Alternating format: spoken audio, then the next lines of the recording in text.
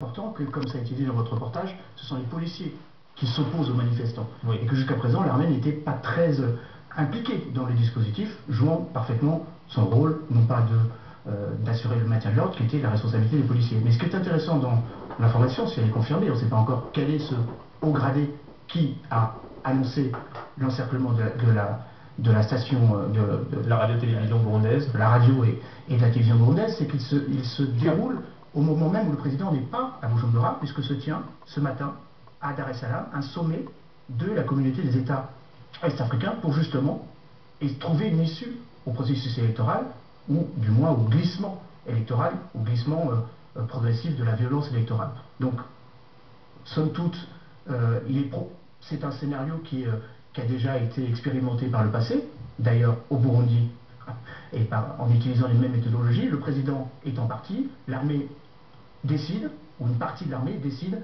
que les violences ont suffisamment duré. 500 manifestants sont actuellement sous les barreaux depuis le 26 avril, date du début des manifestations dans la rue. 22 personnes ont été tuées, et bien évidemment l'ensemble de la communauté internationale demandait que le président Nkurunziza renonce à cette folie, puisque au sein même de son parti, un certain nombre de responsables lui disaient que c'était la goutte d'eau qui allait faire déborder le vase. Pour bien comprendre, ce sont les opposants au président Nkurunziza qui rejettent sa candidature, sa troisième candidature, parce qu'ils estiment qu'elle est contraire à la Constitution. Qui a raison, qui a tort finalement? Alors c'est non seulement l'opposition, mais c'est une partie de... Qui a raison? C'est non seulement l'opposition, oui, mais une partie de son propre parti. Le Conseil national de défense de la démocratie, les forces démocratiques, de défense de la démocratie.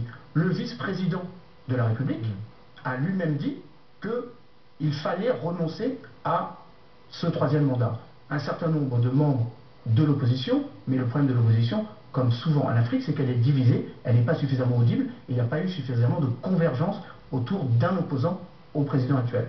Donc on a le sentiment qu'il y a des forces vives, la société civile, l'Église, qui est particulièrement importante dans le contexte dont nous parlons.